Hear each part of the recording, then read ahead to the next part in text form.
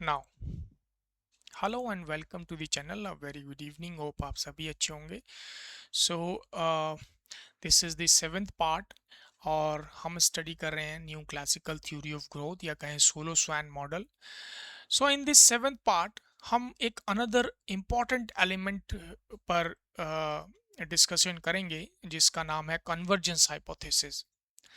Convergence hypothesis के बारे में हम बात करें तो कन्वर्जेंस हाइपोथेसिस जो है, अगर हम सोलो स्वैन मॉडल का या कहीं new classical theory of growth का जो ओरिजिनल वर्क है, सो लुक एट दैट, उसमें आपको ये चीज़ें ज़्यादा एक्सप्लेनेशन के साथ नहीं मिलेंगी। कन्वर्जेंस हाइपोथेसिस या टेक्नोलॉजिकल एडवांसमेंट प्रोग्रेस, बट जो बाद के जो इकोनॉमिस्ट हुए जैसे मैनक्यू एंड रोमर, उनका आप टेक्स्ट बुक उठाएंगे, उसमें आपको उनकी बुक्स में आपको मिलेगा, ये अच्छी तरह से एक्सप्लेनेशन मिलेगा, विद ग्राफ आपको एक्सप्लेनेशन मिलेगा। तो वहीं से ये जो ग्राफ आप देख रहे हैं स्क्रीन पर, ये वहीं से लिया है, ठीक है।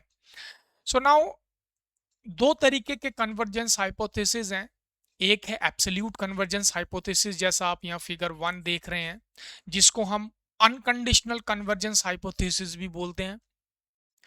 और फिर एब्सोल्यूट कन्वर्जेंस हाइपोथेसिस जो है वो, उसमें एक्चुअल में ये पाया गया कि absolute convergence hypothesis doesn't actually reflect the reality, on ground reality, because जो इकोनॉमीज हैं वहाँ रियल जो इकोनॉमीज हैं उसमें बहुत फ्लक्चुएशंस हैं, वो डिफरेंट सिनेरियो पर काम करती है, ठीक है। तो ऐसा इस नहीं पाया गया कि कहीं से एब्सोल्यूट कन्वर्जेंस जो है वो रियलिटी को कहीं से दिखाता है, रिफ्लेक्ट करता है। देन फिर दूसरा एक और कन्वर्जेंस हाइपोथेसिस है जो है कंडीशनल कन्वर्जेंस हाइपोथेसिस। तो एब्सोल्यूट कन्वर्जेंस हाइपोथेसिस को हम अनकंडीशनल अनकंडीशनल कन्वर्जेंस हाइपोथेसिस भी बुलाते हैं, ठीक है। तो हम जो एब्सोल्यूट कन्वर्जेंस हाइपोथेसिस है, इसको हम अनकंडीशनल कन्वर्जेंस हाइपोथेसिस भी बुलाते हैं। बट इसके बाद फिर इंपीरिकल स्टडी किया गया, ठीक है। इसके बाद इस इंपीरिकल स्टडी किया गया and what they had found कि ऑन ग्राउंड जो रियलिटी है वो इससे बिल्कुल अलग है, ठीक है। अब देखते हैं कि एब्सोल्यूट कन्वर्जेंस हाइपोथेसिस क्या है, पहले हम इसको डिस्कस करेंगे, ठीक है, और फिर हम कंडीशनल हाइपोथेसिस पर डिस्कशन करेंगे। इससे पहले हम थोड़ा सा रिकॉल करें कि हमने प्रीवियस पार्ट में क्या देखा। वहाँ पे हमने सिक्स्थ पार्ट में हमने डिस्कस किया था टेक्नोलॉजिकल प्रोग्रेस या टेक्नोलॉजिकल एडवांसमेंट। वहाँ हमने एक और वेरिएबल को ऐड किया जो हमारा स्मॉल जी है ये। तो डेप्रिसिएशन लाइन जो है, ये जो सीधी रेखा आप देख रहे हैं स्क्रीन पर ग्राफ में, इसमें जो ए पॉइंट है वो क्या कहला रहा है, वो टेक्नोलॉजी एडवांसमेंट से पहले का स्टेडी स्टेट है। बट उसके बाद जब टेक्नोलॉजी आती है, एडवांसमेंट होता है, प्रोग्रेस होती है, ठीक है, तो उसमें हमारा जो बी है वो उसको रिप्रेजेंट कर रहा है।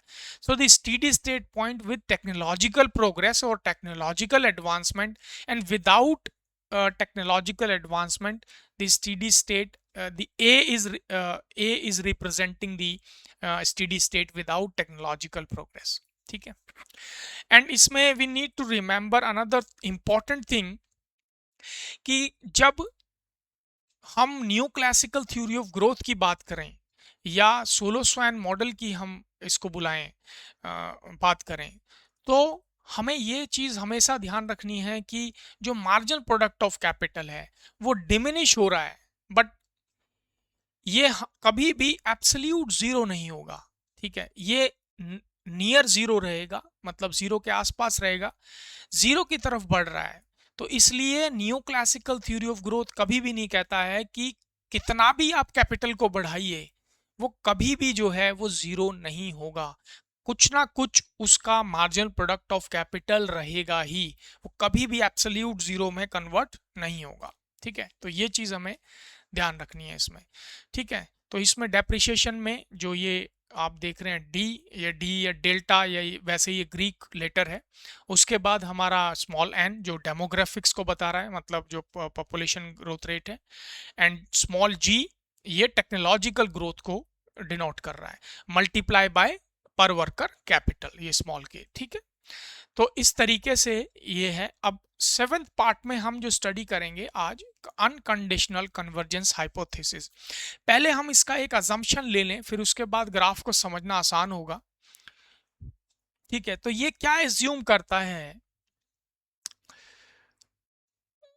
अजम्पशंस इसकी लें, फिर हम ग्राफ पर मूव करेंगे। पहला जो इसमें अजम्पशन है, द फर्स्ट अजम्पशन, पहला अजम्पशन है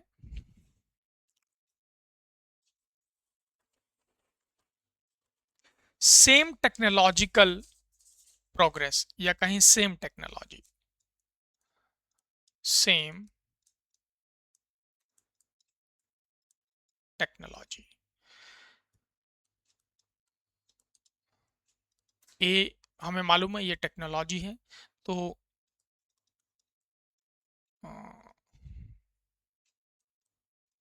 स्मॉल के, तो मतलब दोनों ही इकॉनमी। अब देखिए एक डिफरेंस और यहाँ समझा दें कि जैसे पहले हमने इस ग्राफ पर बात किया पिछले हमारे क्लास में, and what we have discussed, हमने ये डिस्कस किया कि इसमें एक इकॉनमी है विद डिफरेंट सेविंग्स प्रोपेंसिटी, ठीक है। और उसके बाद फिर जब सेविंग हो रही है तो डिफरेंट इन्वेस्टमेंट का, मतलब सेविंग इक्वल्स टू इन्वेस्टमेंट, उसके बाद डिफरेंट आउटपुट्स हैं। सिंगल इकॉनमी के बारे में बात हो रहा है, एक इकॉनमी जो है वो कन्वर्ज कर रही है स्टेडी स्टेट पॉइंट की तरफ। कन्वर्जेंस का मतलब ही यही है, ठीक है। अच्छा, अब यहाँ इस ग्राफ पे हम देखें तो यहाँ पर दो इकॉनमीज की बात की गई है। दो इकॉनमीज मतलब दो अर्थव्यवस्था हैं, दो नेशंस हैं। एक K1 है, दूसरा K2 है, ठीक है। K1, the country which have low capital stock, या कहें लो कैपिटल लेबर रेशियो। और जो K2 है, ये रिच कंट्री है जिसका कैपिटल स्टॉक या कैपिटल जो लेबर रेशियो है वो बहुत हाई है, ठीक है। और बीच में जो हम देख रहे हैं यहाँ पे K star, this represent the steady state point, ठीक है। अब इसमें हम देखेंगे, जैसा हमने देखा यहाँ, ये जो अजम्पशन है सेम टेक्नोलॉजी, सेम टेक्नोलॉजी, दोनों कंट्रीज जो हैं वो सेम टेक्नोलॉजी यूज कर रही हैं, ठीक है। दूसरा जो अजम्पशन है सेम डेमोग्राफिक्स, सेम डेमोग्राफिक्स, ये तो N है जो पॉपुलेशन ग्रोथ रेट है, ठीक है। एंड थर्ड जो अजम्पशन है that is same savings propensity, मतलब जो सेविंग का जो हैबिट है वो सेम है, same savings propensity, correct. Fourth assumption इसमें एक और लेंगे, सेम डेप्रिसिएशन रेट, ठीक है, सेम डेप्रिसिएशन रेट। अब देखिए यहां पे क्वेश्चन अराइजेज फ्रॉम देयर कि जब सेम डेप्रिसिएशन रेट है तो इसका मतलब डेप्रिसिएशन जितना ज्यादा कैपिटल होगा उतना ज्यादा डेप्रिसिएशन रेट होगा। बट यहाँ पे एक कंट्री गरीब है, दूसरी कंट्री अमीर है with very high capital stock, तो इसका मतलब है डेप्रिसिएशन रेट दोनों का अलग अलग होना चाहिए। बट यहाँ पे क्लियर करना ये जरूरी है कंफ्यूजन को कि जो डेप्रिसिएशन रेट है वो परसेंटेज रेट है। मान लीजिए कि जो K1 है, K1 जो है ये इसका डेप्रिसिएशन रेट 10% है, तो K2 का भी जो डेप्रिसिएशन रेट है वो 10% होगा, ठीक है। इसका मतलब ये है, करेक्ट। नाउ अब ये चार अजम्पशंस हैं, so what is actually identical, है ना। आइडेंटिकल क्या है दोनों दोनों कंट्रीज के बीच में?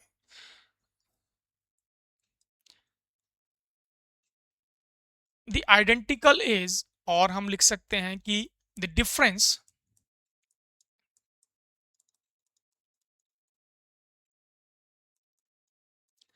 is only the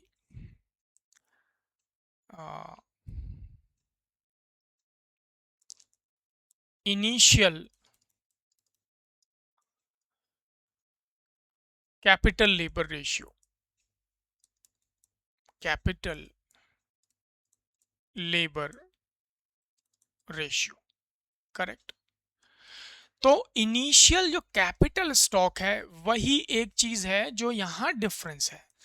बाकी जो है आपका टेक्नोलॉजी, सेम डेमोग्राफिक्स मतलब population growth rate, savings propensity and depreciation rate, ये सारी चीजें दोनों कंट्रीज रिच एंड पुअर के बीच में दोनों सेम है, ठीक है, आइडेंटिकल है। नाउ व्हाट हैपेंस कि इसमें जो हमें समझना है, इसमें समझना क्या है, कन्वर्जेंस जो एब्सोल्यूट कन्वर्जेंस हाइपोथेसिस है, व्हाट इट स्टेट्स, ये क्या कहता है कि दोनों ही economy because of the marginal product, diminishing marginal product of capital, जो कैपिटल का जो डिमिनिशिंग रेट है उसकी वजह से जो पुअर इकॉनमी है, जो गरीब देश है, मतलब यहां इस ग्राफ के संदर्भ में जो K1 है ये ज्यादा तेजी से कन्वर्ज करेगी टूवर्ड्स स्टेडी स्टेट इक्विलिब्रियम, ठीक है।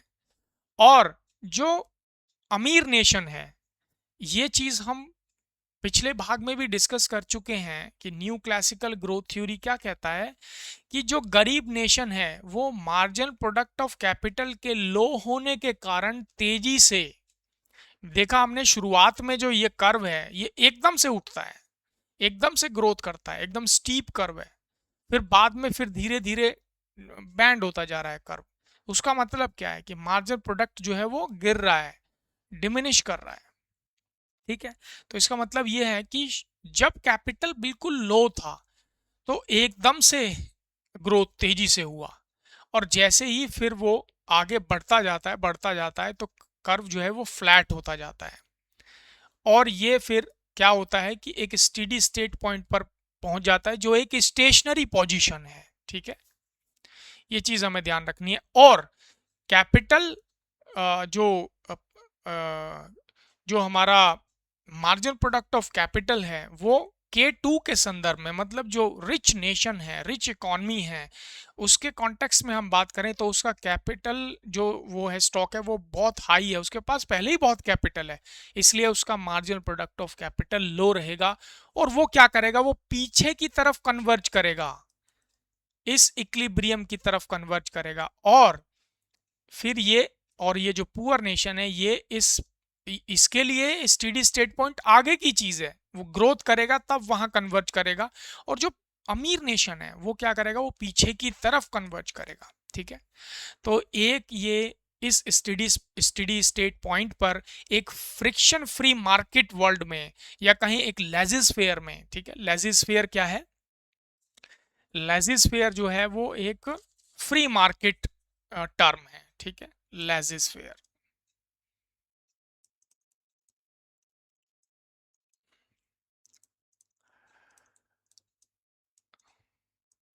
फ्री मार्केट, ठीक है।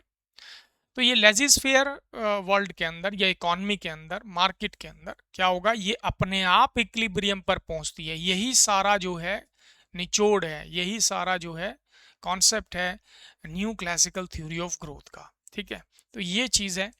अब ये जो चीज है मतलब कन्वर्जेंस का मतलब ही यही है, ये अनकंडीशनल कन्वर्जेंस हाइपोथेसिस है जिसको हम एब्सोल्यूट कन्वर्जेंस हाइपोथेसिस भी बोलते हैं, ठीक है। तो इसमें यह दिखाया गया है कि भाई जो दो कंट्री हैं, चाहे वो गरीब हो या वो अमीर हो, इनिशियल कैपिटल स्टॉक उसका कम हो ज़्यादा हो कुछ भी हो, वो किसी भी पॉइंट पर खड़ी हुई हो, वो धीरे धीरे लॉन्ग रन पे लेजिस्फेयर मार्केट में वो स्टेडी स्टेट पॉइंट तक पहुंच जाएगी।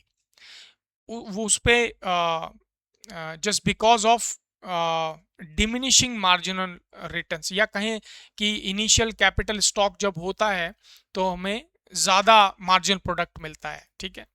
और जैसे जैसे इकॉनमी आगे बढ़ती जाती है, अमीर हो जाती है, तो उसका मार्जिनल प्रोडक्ट ऑफ कैपिटल लो होता जाता है, तो वो पीछे की तरफ जाती हैं, और जो डेवलपिंग इकोनॉमीज है वो आगे की तरफ करती हैं, इसलिए कहते हैं कि गरीब कंट्री एकदम तेजी से ग्रोथ करती है। ठीक है, तो ये था हमारा एब्सोल्यूट कन्वर्जेंस हाइपोथेसिस। होप ये आपको समझ आया होगा। ठीक है, और अब हम इसमें डिस्कस कर सकते हैं आगे unconditional hypothesis, which is actually just opposite to absolute convergence hypothesis. Conditional convergence hypothesis जो है वो इंपीरिकल डेटा को स्टडी करके और फिर जो है उस पे जो है उस कॉन्सेप्ट को दिया गया कि एक्चुअल में ग्राउंड रियलिटी वो डिफरेंट है। जो इकोनॉमीज हैं रियल वर्ल्ड में वो डिफरेंट सिनेरियो पे काम करती हैं, उनके पाथ जो हैं बहुत कॉम्प्लेक्स हो सकते हैं, फ्लक्चुएशंस बहुत ज़्यादा होती हैं। ठीक है, तो उसको हम डिस्कस करेंगे नेक्स्ट पार्ट में। ठीक है, सो मिलते हैं इसी तरीके के नेक्स्ट क्लास में। Thank you so much for watching the video. Thank you.